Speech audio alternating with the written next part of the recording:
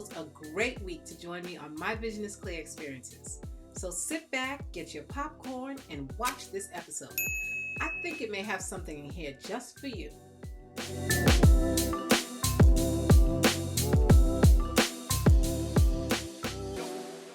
Mental health and wellness is one of those topics that is near and dear to me. One, because I work on it daily, so I know the benefits of it. And two, there are still stigmas out there that are keeping individuals from taking their mental health seriously and finding their peace, joy, and purpose. Without giving your mind the love it deserves, we can affect everyone around us with a broken state of mind. It is Mental Health Awareness Month, and I thought it was only fitting that we have an expert share her perspective on mental health wellness. Kanita Bourne is a licensed therapist and coach with over 20 years of experience working with young adults and families. Kenita lives by the motto, life is too short to be unhappy. Amen. She knows that achieving true joy is not always easy, but the trip is worth it. Kenita believes that one of her superpowers is understanding what people need and meeting them where they are to do the inner work that will lead them to their desired life.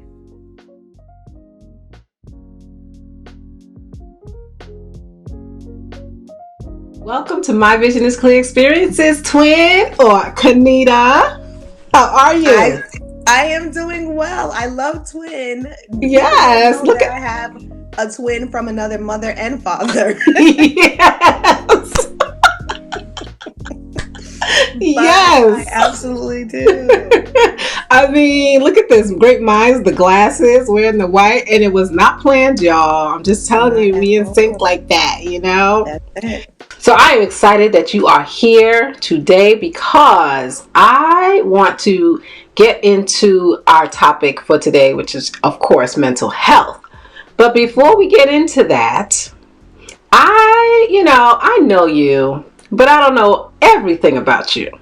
So I know that there's like some unique things about you that I would love to know, and I'm sure my viewers would too.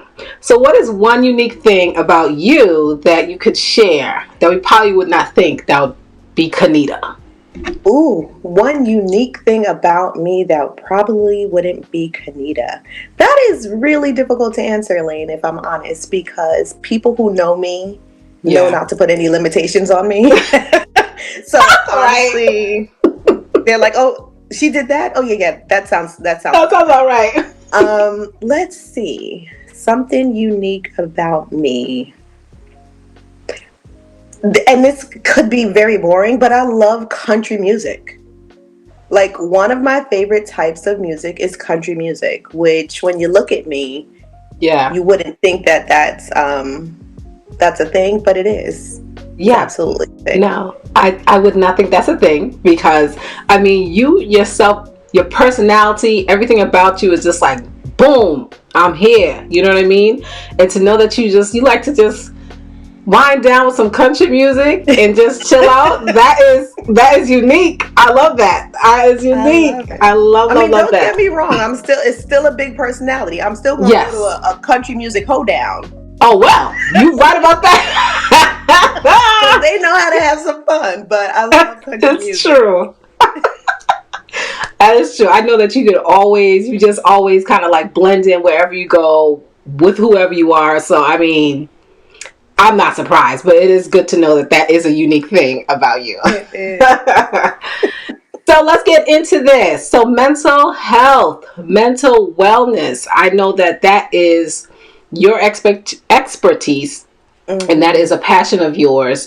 And so I know that is what Rebourne Wellness has grown from, but you have years of experience being a clinical mental health therapist, social worker. And so I want you to tell people who you are and what is Rebourne Wellness about. So I'm Kanita Bourne. And I am the founder, the CEO, the head therapist, the head life coach. I am the jack of all trades, master of majority of them at Rebourne Wellness. And I absolutely love the play on words. Obviously, I'm Kanita Bourne, and being reborn is something that I believe we strive to do every day of our lives. So hence the creation of Reborn Wellness. It was just something that came to me. I've been in the mental health field, like you said, for years, working for people, working for government agencies, really just trying to help people on their terms. Mhm. And I just was looking around, and I just felt like there was not enough for people who looked like me, people who probably had some of the same challenges that I might have had. And I wanted something that spoke uniquely to their struggle, their journey, which Yeah. is where Reborn Wellness came from. And kind of like I said earlier, I'm an eclectic individual. I'm an individual. You're not going to find too much of this in my life. Like when you're just sitting down in a room talking to somebody, it's like, well, what are we doing? We're gonna go skydiving. Let's jump out a plane. Yeah. Let's do whatever. That's how I am. So Reborn Wellness also formulated in my mind to be an extension of that. Healing is Mhm. not linear. Healing does not just take place in a static environment, right? Like let's Yeah. go out in the world and heal there because Yeah. that's where the majority of our challenges stem from anyway. Yes. So that is I Reborn love that. Wellness. You're meeting people where they are. Yes, exactly. Meeting people where they are, because when you meet them where they are, you get a better picture, a bigger picture, a more full picture of who they actually are and what's going on with them, as opposed to them just bringing everything to you in this sterile therapeutic type environment. I'm not going to lie that with COVID, it's been a little bit tricky because you're trying to Yeah. stay away and trying to remain safe, Yeah. um, social distancing and everything. So it has been kind of the more traditional approach to therapy in this season. Yeah. But that's what Reborn Wellness is. Are we, we're in the boxing gym and we're talking about our fears and our limiting beliefs while we're punching it out on a bag or whatever. Yeah. Um, Yeah. I so like that because I find that, our people, black and brown people, they are not always down for mental wellness. There's the stigma to it. And I wonder, outside of the other things that have been said about mental health, mhm. the whole concept of being in one environment, laying on the couch, telling all your problems, being in a sterile environment is what kind of like deters them from coming because it seems so, I guess, like you're in a medical room. You know what I mean? It doesn't really feel like you are, like you're sick. With the whole mindset of mental health is, you must be crazy. You must be this. It gives it a very hospital type of feel. And so I like that you said, you'll talk to people in the boxing ring, running, whatever it is that they're doing to kind of, meet them where they are and engage them and help them to understand that, it's not what they think. Would that be right? Exactly. Yeah, you have it absolutely right. And so I I have always been this person where people kind of gravitate to me to tell me their stuff, and I can be anywhere. One situation stands out. I was in Palm Springs for my birthday one year on this bed poolside cabana, and this woman walks up to me and literally talked to me for an hour and a half about her life problems. And Oh, my wow. girlfriends are there like, Kanita, why is this lady here? Yeah. I don't know. There's just something about me that she wants to, Yeah. to tell me all of her things, and that's like, this is not an uncommon thing that I Mm. manage. Yeah. And I think it was in that moment that I'm like, people want to talk. Mm. People want to talk, but like you said, when you're in this sterile environment, it feels intimidating. It feels inauthentic Yeah. because you're walking into this room like, okay, well, what am I supposed to say? There's nothing that you're supposed to say. You're really just supposed to be and express whatever is on your mind, on your heart, whatever. And sometimes you need a different venue. You need Yeah. you need permission to just be you in the space that you are. Mm-hmm. And I'm all for decolonizing things as well. Because Yeah. one thing, and I've been this person since I was a kid, right? Like I was Mm-hmm. that second grader that was under the table with her legs up, kind of like, what's going on? And getting in trouble like, Kanita, what Yeah. is wrong with you? I don't want to sit at this desk for 8 hours a day with my pen and paper because that's what you said I should do. I don't learn that way, right? Mm. And honestly, most Black and brown people, we don't learn that way either, right? We're Yeah. creative. We need to Yeah. move. We need to feel the environment around us. that's Yeah. that's what gets us going. So Yes. why not add that same component to therapy, to mental wellness as well? Yeah, I love that. I love that. And it really makes me think back, to go back a little bit when you mentioned this is who you have always been.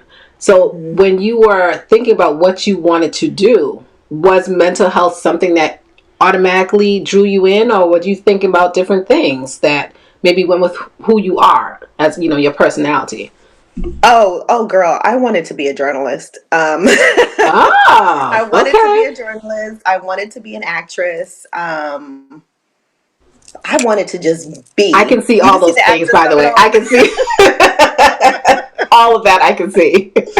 right? But I grew up in a I'm gonna call it a strict Christian household, Okay. and my mom, poor thing, I love her to death.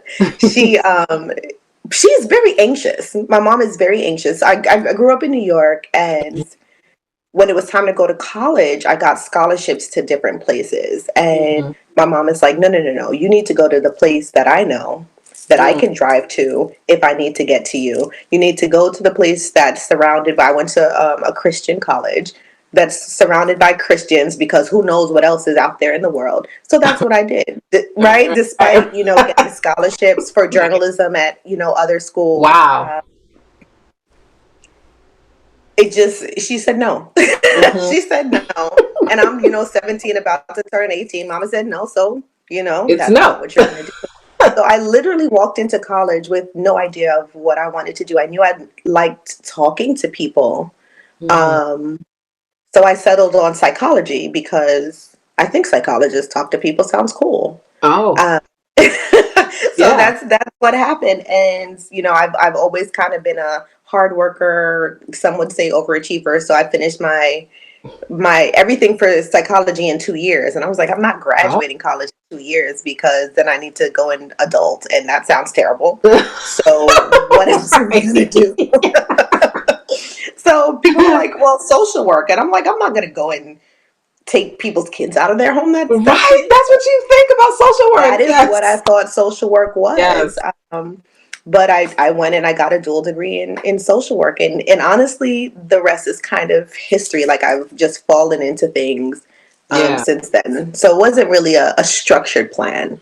Okay. It just kind of came, which is a good thing to even say, because many times, and what I'm hearing with a lot of my past guests is either we're told this is what you have to do and that's it, and never really given the opportunity for other things to come to us. We just kind of like, you're going to be a lawyer and that's what you're going to be, and you stick with that, and that's it.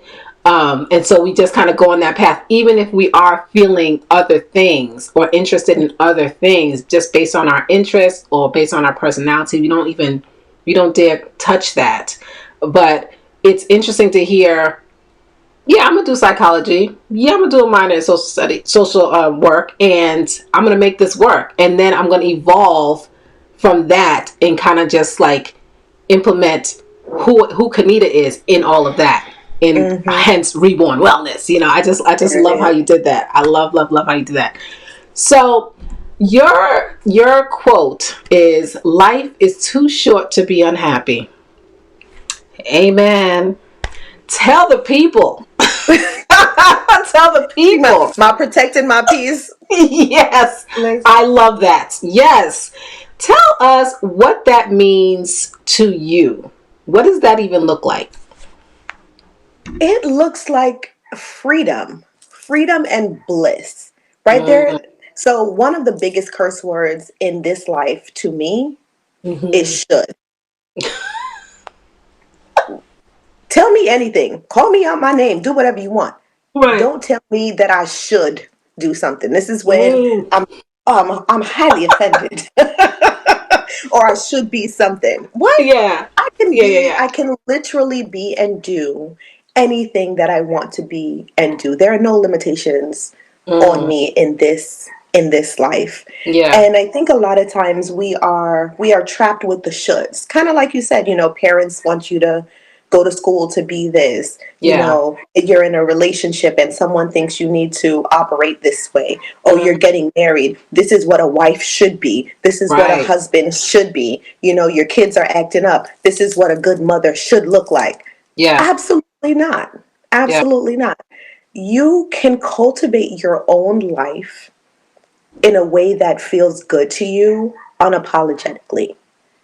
This should does not exist. The only thing is freedom and happiness. And please don't misunderstand that I'm saying that every aspect of your life, every minute you're feeling this Mm-hmm. unbridled bliss, because Right.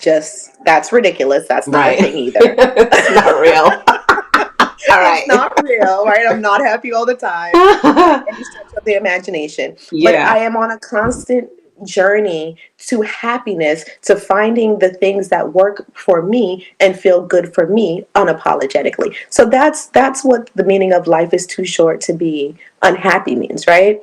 Yeah. And people might say, well, life is long. People live to their 100 or whatever.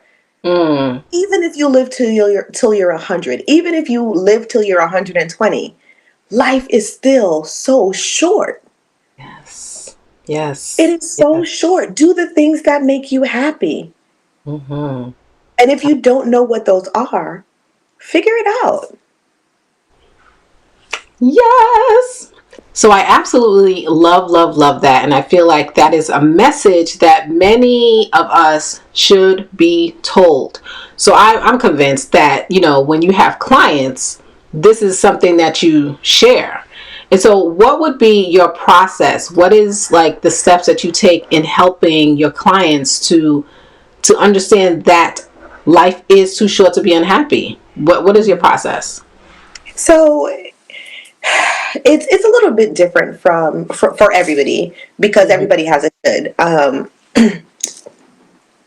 Everybody has a should. Right. So what I like to do is help people identify what their shoulds are, right? I'm 25, I should be married by now.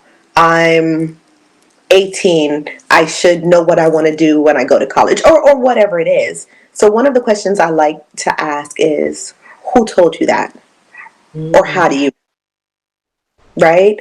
Yeah. One big one right now, I love themes. Like right now, a lot of the themes in the clients that I'm seeing are feeling left behind. I have a lot of people turning 40 this year. Mm.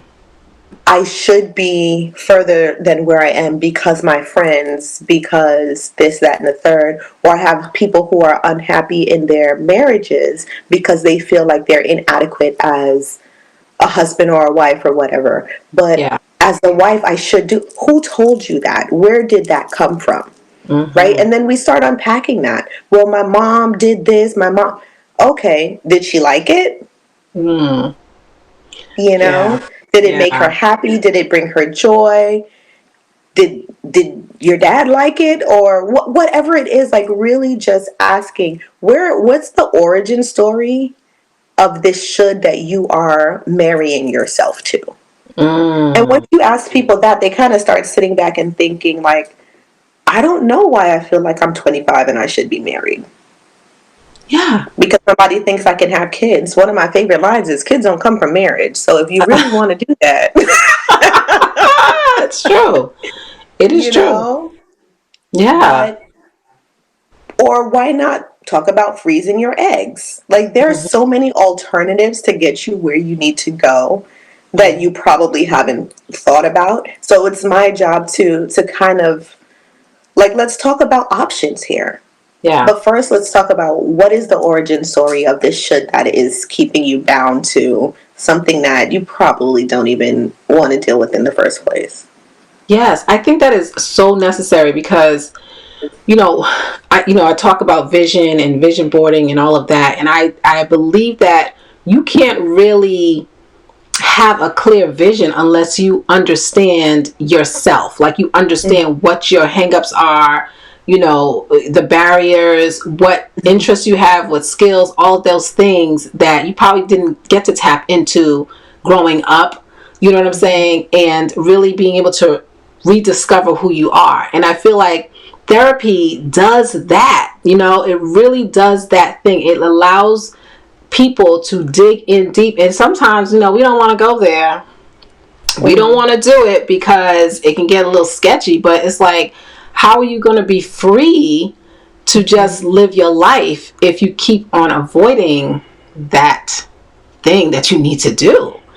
And do you find that with a lot of your clients? Like, clearly if they're your clients, they're coming to you, but I'm sure the process in the beginning is not like, oh, Miss Kanita, brah. They're just like, or maybe it is. What is their thing? Most of the time is the process. Most of the time is horrible, right? Because if I'm 100% honest, like, please, let's not be confused. My job is literally to hurt your feelings, right? My job is not to be this nice, like, cuddly teddy bear that tells you, oh, everything is going to be okay. No.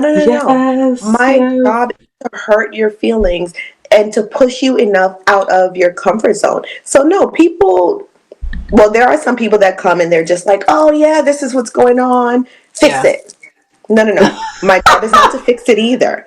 My job is to mirror to you what's going on and give you the tools to fix the hard things that are going on in your life. There's so many people that are like, well, I've been dealing with whatever this is for so long, but how have you been dealing with it? You've been talking to your friends and your family. So you've been showing up in these spaces, probably still as yourself, but as a version of yourself that you are when you're with these people. When you're in the therapy room, you can actually figure out how to be the true, authentic version of yourself, right? Because we all have parts and roles to play, right? I am nowhere near 16 years old. Let's just put that out there in case you thought I looked 16. But when I go home, and when I say home, I mean to my parents' house, a lot of times I revert back into the 16-year-old version of myself because that's who they remember. That's how they treat me. So that's how I start acting. And I, even as a mental health professional, I have to pause myself and say, hold on, Kenita. You yourself have done the work to grow and to be this authentic, unapologetic version of yourself. You can't revert back into old habits just because that's how people see you. And I bring this up because that's literally everybody's life. When you go to work, you have this persona because they have an expectation of you. When you're in your marriage, you show up a certain way because they have this expectation of you. And this is not right or wrong. It's just a thing. Right? It's just what you do. But when you go into the therapy room, like, that is just the safest space that you can say all of the things that you can't say somewhere else. If you don't like your kid, you can say that in a therapy room with no judgment. Yes.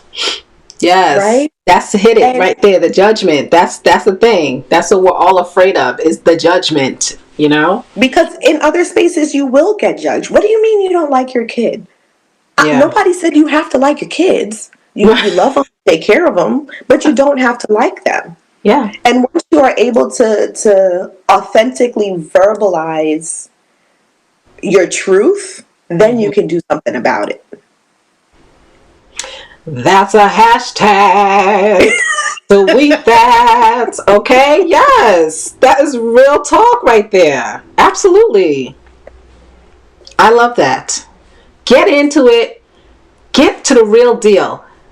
And then heal it, because you can't heal something that you haven't acknowledged. You know what I mean? You just can't. And I love that, because people don't see it as that. They just see it as they're going to be found out. And like you said, like we have all these, I like to say, these masks that we put on in different spaces to kind of please these type of people.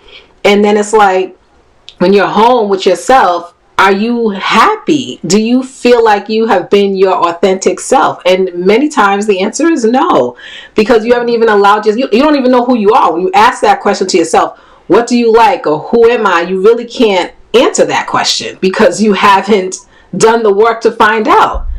And people don't get that. They really do not get that part. But it's so essential. So yeah, it is absolutely, excuse me, so essential. And as you're bringing up, people don't even know what they like. One of my favorite movies is Runaway Bride. Yes, I'm dating myself with that. But there's this scene in the movie where they ask the bride, how do you like your eggs? And you know, for those of you who haven't seen this movie, this woman has been engaged multiple times but never gotten married. She did not know how she liked her eggs because each relationship she was in, her favorite type of egg was his favorite type of egg. Wow. She was with a guy, I love poached eggs. She was another guy, I love scrambled eggs. So there's this scene where she has plates of eggs, different types of eggs made, and she's just sampling from each of these plates, like, okay, what's really my favorite? Right? Not what do I like in relation to someone else. And that was so powerful to me when I saw it years ago. Mm-hmm. Because we do go throughout this life not even knowing who we are and what we like. We only know ourselves in relation to someone else. And that's the purpose of therapy, right? That is the purpose of, especially, again, I'm going to say again, especially for black people. I was going to say black and brown, but I'm going to just be 100% honest and say especially for black people, because we've been taught that we have to be the representative. Whatever room you go into, you are the representative of all things black, all black people. This is it. They might never see another black person, so you need to carry yourself with decorum and act in a way that will make your ancestors, everybody in your lineage proud, right? Like this is the pressure, right? So you go in and you're that version of yourself. And I'm not saying there's anything wrong with that. I'm just saying we for so long have worn this mask of perfection because we are the representative of the culture. Yeah. But at what point do you get to take off this mask and just say, I'm Kenita, and I don't even like these fools no way, right? Like, whatever it is, like, where do you get to have that exact exhale? Yeah. And just be you, or figure out who you is. Yeah. I mean, it's very, it's a hard thing. It's a hard thing to do. I mean, listening to you, and I'm sure for many viewers, it was like, that's just what it is. Like, that's that simple. But it isn't really that simple when you've been living this type of life, as you said, in relation to what somebody else wants from you, their view of you for so long that you just don't know what is it. And then you really it takes years, I think, to really kind of like figure out what that thing is, and then to continually do the work, because you have to remind yourself that this is not who you are anymore. This is who you are, and so you should be doing things this way. And that's why people be in therapy for years, and it's like, it's not a bad thing. And that's the thing, because I decided I have decided to do therapy for myself, because I've also been that person that people come to and talk to and say their things, but never really being the person that had that same type of thing. And not saying that my friends were like not open to hearing what I'm saying, but when you're the person that's always being the one that people come to, you just kind of like take on that position. And so when I finally got the chance to experience having a therapist, it was like, really and truly, it was like talking to one of my girlfriends. But, it was not like, hey girl, unprofessional like, but it wasn't so professional that I couldn't let loose a little bit and feel comfortable. And in that therapy session, I realized, yes, I don't know who Elaine is outside of being a wife, outside of being the mother, outside of being the daughter, outside of being, you know what I mean? And so playing all of these titles, you forget, what is it that I liked again? What is it that I wanted to do? What is, all those different things. And so taking that time to have really said, okay, Elaine, let's take a moment and just do some self-care or some selfish time for yourself and really get help on how to take care of yourself and get to know yourself. It was like a light bulb went off. It was like I met myself for the first time. It's like I met myself for the first time and I was like, I like this person. Welcome back. I didn't even know she was there for a while. And so I find that doing that work, and it's a continual thing, has really helped me to be able to say, okay, this is what I want to do when it comes to my marriage. This is what I want to do when it comes to me parenting. This is what I want to do as far as my business is concerned, and so on and so forth. So I feel like it opens up a lot of doors for you. Just makes it all clear once you really know who you are and what you're called to do.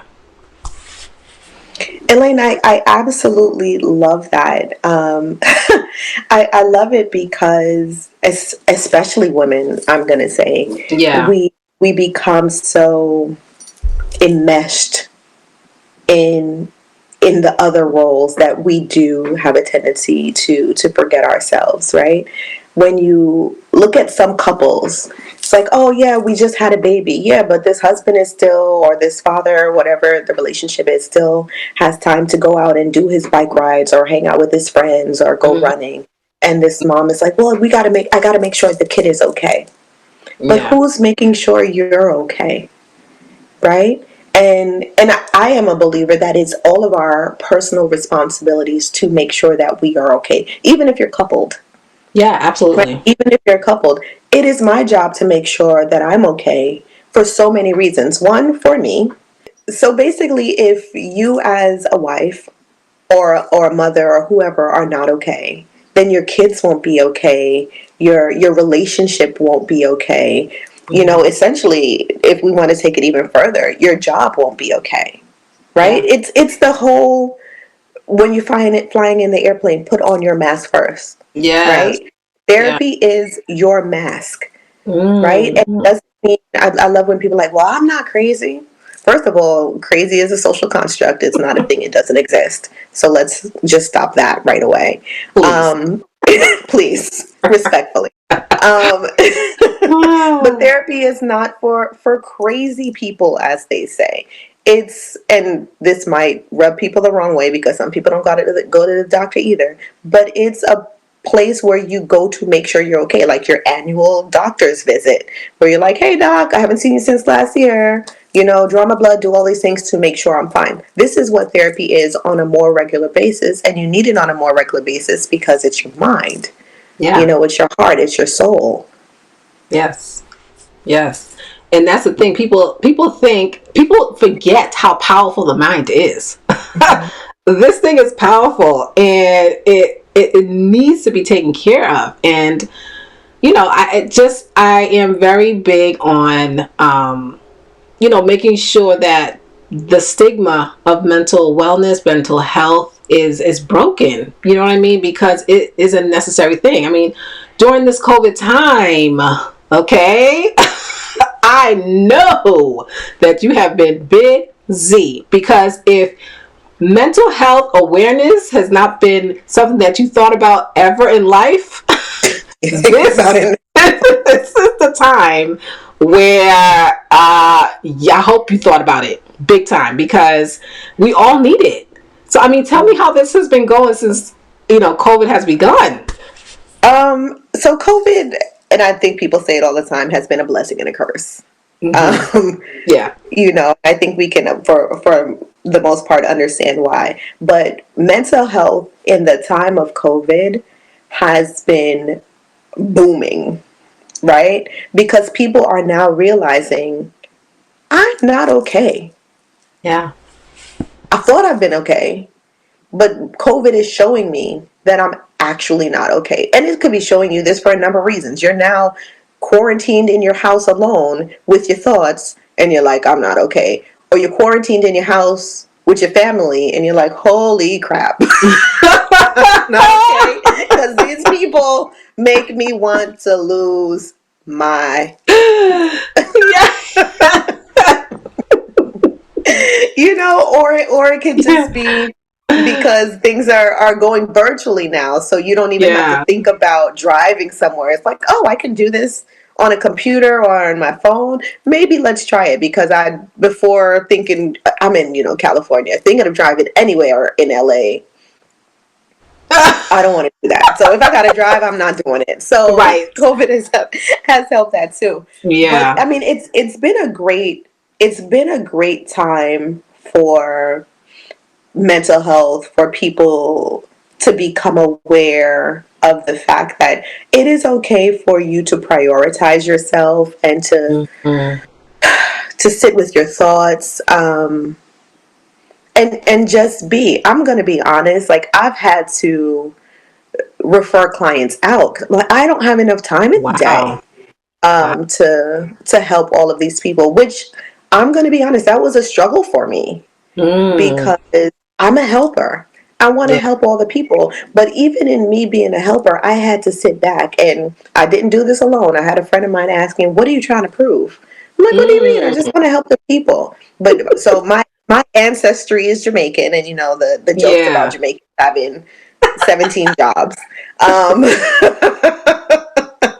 I do have a few jobs here and there. Right. Right.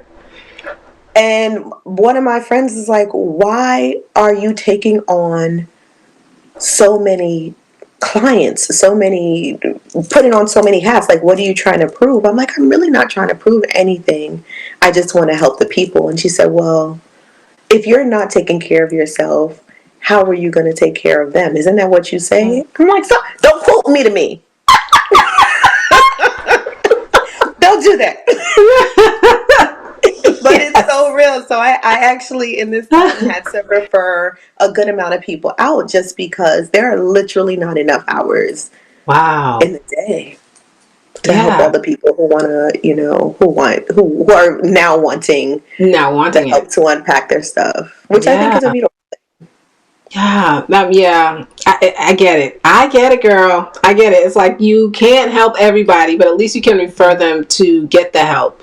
Yeah. Because everybody's in need, and like you said, COVID has been a blessing and a curse, and I see it as a blessing, as people are dealing with their stuff that has been there, but now you're forced to deal with it. Yep. Quarantine will make you deal with some stuff, honey. So so it's like, what are some of the things that you have done for yourself? Because yeah, we can get caught up in helping, and which is what you're called to do. But what are some things that you're doing to kind of keep your mind at ease during this Mm-hmm. time? So I have a life coach, um, because I've kind of played life coaches and therapy off of each other from time to time. So right now I'm Yeah. in the life coach phase of my life. Oh, nice. So I have a life coach, and she has this MORE principle, Mm-hmm. MORE. So one thing that I'm doing for myself is following this MORE principle. So it's like more every morning. So, and it's 30 minutes, meditate, observe, read, exercise. So for meditating for 5 minutes, observing, which is journaling, for about 5 minutes, reading for 5 minutes every morning, and then exercising for 15 minutes. So exercising is stretching, whatever it is that you think exercise is, for 15 minutes. So that's how I start at my mornings, with the more. And it just kind of gives me a great start to my day. Yeah. and puts me in mind, in a calm mind of what my day needs to look like, how I'm feeling about things. The journaling is really huge, and I've also really been focused on routines. I was always that kid that got in trouble for not making her bed, because I'm like, it's stupid. It's a bed. People sleep in it. Why are we making this? This is ridiculous. Um, I'm sure as a parent you can understand that. Um, but so one of my routines has become literally making my bed every morning. And not because I have now, let go of the idea that this is stupid, because I still kind of think making a bed that you're going to go back to sleep in is kind of ridiculous. But I do, it's so silly. I'm laughing because your nephews would be like loving what you're saying right now. I think I agree. It doesn't make sense. But it's the act of routine. It's the act of clearing your space, right? Yeah. Because when you clear your space, you clear your mind, and you can think better and you can move better. So, and I mean, I guess maybe that's the whole purpose of it. So maybe it's not too stupid, man. So that's one thing I've been doing, and I know these might sound really small, but it has been very helpful to keep me centered in doing the work and being able to show up for the work that I need to do. And I also take time off. I pay attention to my body, and if my body is like, Kanita, you need a break, I'm taking a day. I love that. Because again, at the end of the day, put your mask on first. If I'm not okay, all of these people that are lined up for me to help them can't be okay, because I'm going to show up in a space where I can't hold their things for them. So I need to be able to do that. I, drink water. I gave up coffee this year. That was difficult. I'm praying for you, sis. I'm praying. Right? But I found that when I'm drinking too much coffee, my mind is jumping all over the place, and I want to be able to focus on what I'm focused on. Those are some things that I've done to kind of help me, in this space. I love that you mentioned journaling. I'm a big component of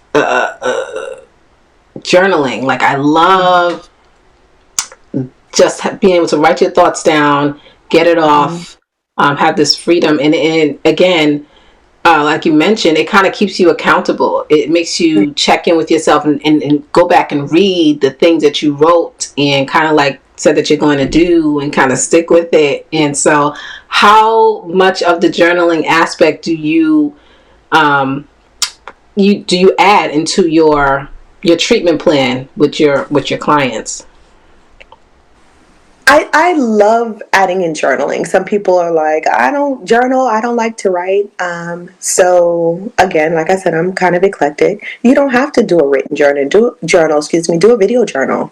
Yeah. So we talk about those things as well. So as much as possible, unless people are absolutely resistant to, there's no way, shape, or form I'm ever going to do this, I'm always throwing in, come on, journal. 5 minutes a day. It can be any type of journaling. You can, if people need, I'll give them prompts for each day. Okay, answer this question 5 minutes, just right.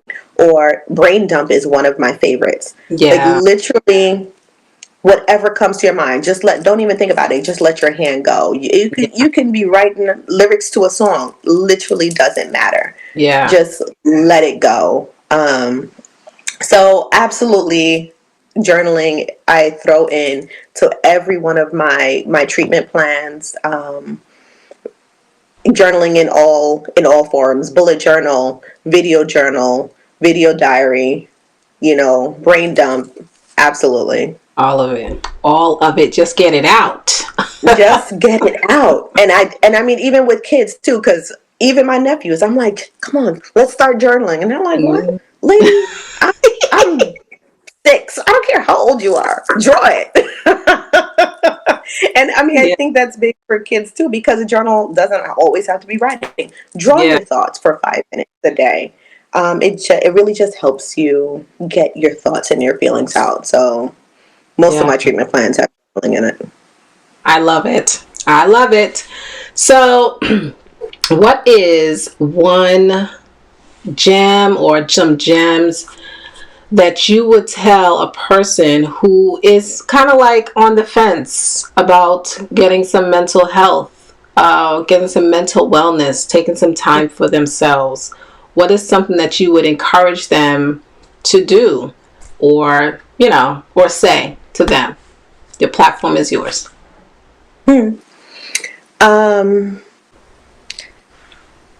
How's it been going for you without it? That's all I got. And that's it. That's all they need, because that's a big question. That's a very broad question. and that question is so powerful, because you'll get people like, well, everything is good, my life is great. Now the follow-up is, could it be better? Right? And the answer is, it always could. Right? Or you got the people who are like, oh, my life is terrible, it's been horrible since that. So how's it going for you without it?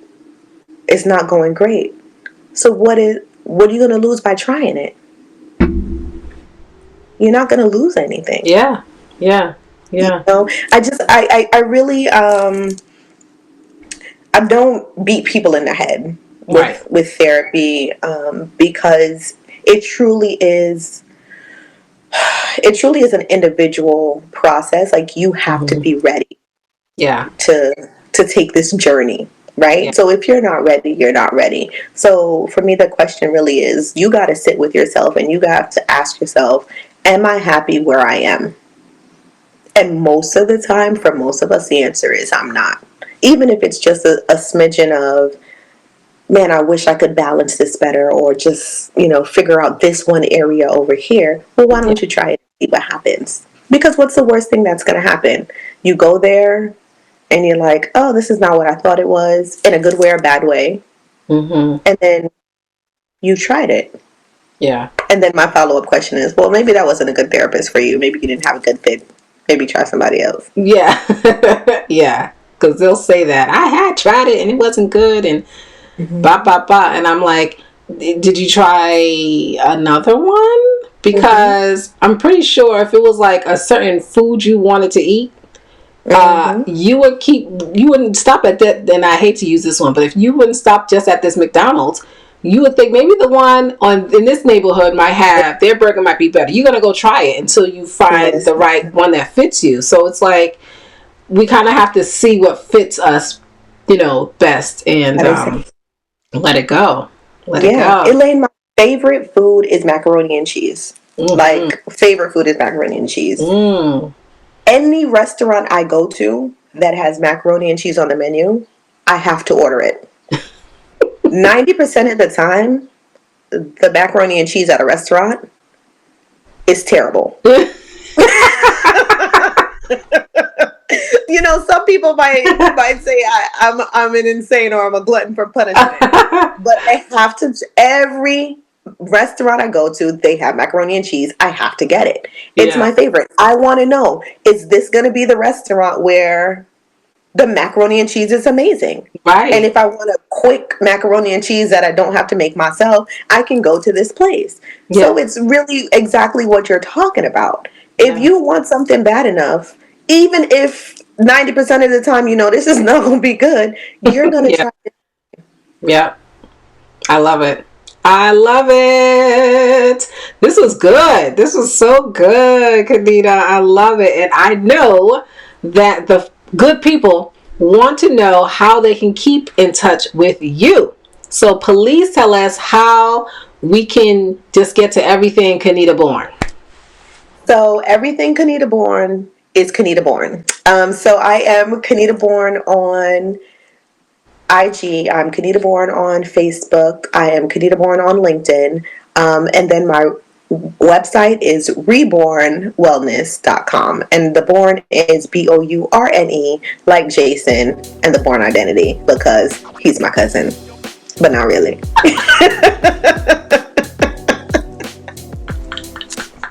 Yes. So there's no way y'all can forget that, okay? There's no way you can forget that. I love it. I I love it. Oh, this was so good, Kanita. Thank you so much for sharing your experience and your expertise on mental health and wellness. I, for one, have learned a lot, and I know that the viewers are going to just soak up all of this good information and just really use it to their benefit. So thank you so much for this. Thank you for doing this. I love your platform. I love your platform.